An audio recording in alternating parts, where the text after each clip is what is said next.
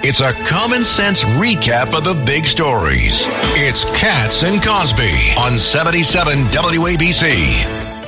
A girl went back to Napoli because she missed the scenery, the native dances and the charming songs. But wait a minute, something's wrong.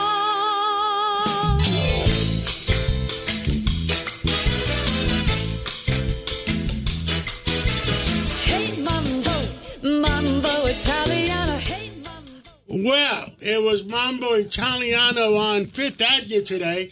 What a fabulous day for the Italians. And in the studio with us, we have Vito Fusella, who's Italian. 100% Italian today? I am 100% Italian until midnight tonight, and then I go back, revert back to my 50% Irish. And we'll see you in March. See you in March 17th. We have one Jewish guy today, and you Columbus. Columbus was Jewish. That's the newest. I told you guys. Let me ask you, did St. John's University that banned Columbus Day or wrote off Columbus Day, is that because he was Jewish? You know what? It's because they made a bad decision. I want a response from St. John's University. We'll put you on the air for equal time and tell us that if you took Columbus off your agenda for being, a holiday, is it because he was Jewish? Well, you know what? Either way, it's disappointing. By the way, speaking of comments... We'll give him equal time. We always do, John. That's the great thing about us. By the way, also, Vice President Kamala Harris, Vito, you and I were talking about this earlier. She said a couple years ago, we can't shy away from our shameful past. It's Indigenous Peoples Day, the wave of devastation.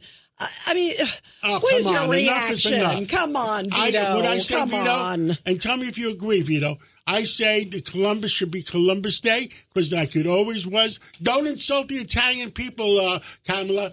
And then the indigenous people, they deserve a day too. But let it be a separate day. What do you say, Vito? I agree. I think Columbus Day has evolved to really honor the contributions of Italian Americans, what they have done to build this country, make it the greatest in the world, served in our armed forces, died while serving this country. Some of the best businessmen, John, you know many of them, across the board, educators, you name it, artists. So why not continue to honor that like we do all groups? And frankly, yes, if there is a separate day to honor indigenous people, then so be it, but not at the expense of Italian Americans. And I was on Maria Bartolomo's, another great Italian show this morning. And at the end of the show, whoever wants to see it, though, it's going to be Rich Radabala. Make sure you put it on our website. On WABCRadio.com. And by the way, John, before we go further, you talked about oil prices, well, too. Yes. I'll tell you what I said. At the end of the interview, Maria says, what's the future price of oil? I said, Maria, call me up on November 6th, the day after the election. If Trump is president, it'll be 50-55. If Kamala is president, it'll be 90.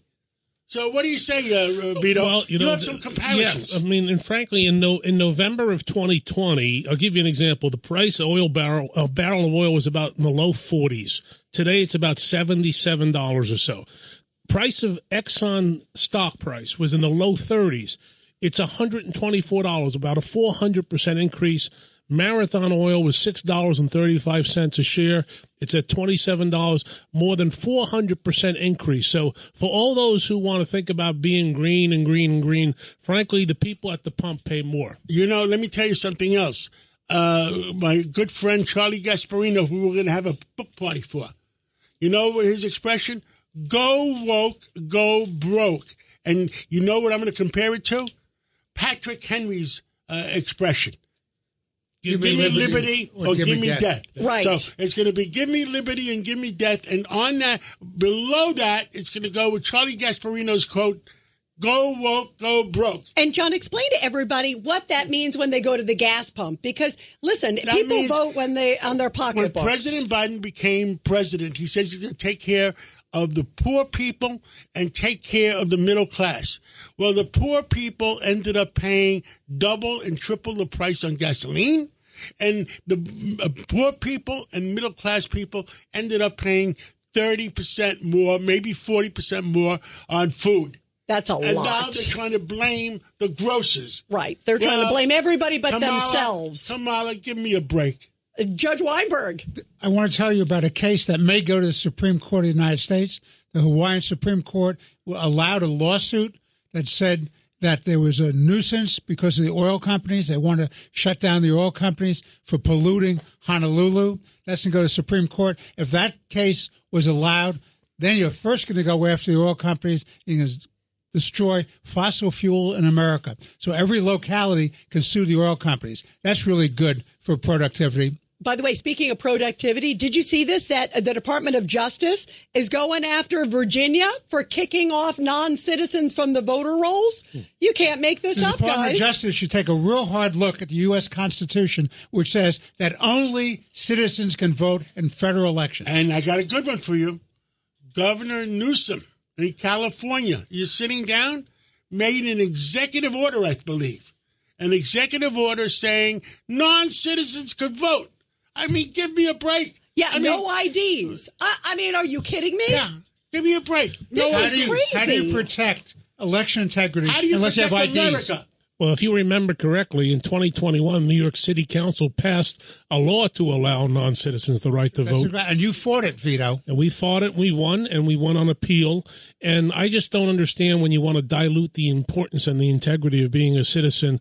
That's part of the, and you be cynical. You open up the borders, millions come in, allow them to vote, and what happens? And you pack the voting rolls with people who are voting who should be voting. Absolutely. And you want to feel good about the process. Thing, you heard it first. You heard it first on WABC that President Biden, when he realized he was shoved out of office. Coup.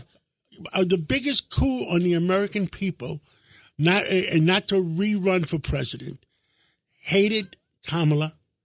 And there's stories about it now. Yeah, now but there's you a heard lot it on WABC of stories. first. You're the one who said it first. Yes, and John, you look at the pattern. He keeps usurping her. I mean, it's interesting. And we talked about it when Biden, I said, he's a Democratic president. Why isn't he invoking the Taft-Hartley Act on the longshoremen having... Right, on the port strike. You're right. And I was on WABC. I was on Fox Business. I was on CNBC.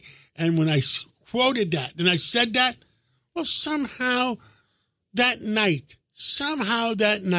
they changed their minds and they settled. Yeah. Isn't that interesting? And by the way, John, also later on in the show, we're going to be talking to former White House press secretary Sean Spicer. Also, Lara Trump is joining us to talk about MSG. I can't wait. We have an action-packed show today. I can't wait. What a show. What a great show. We do have a great one.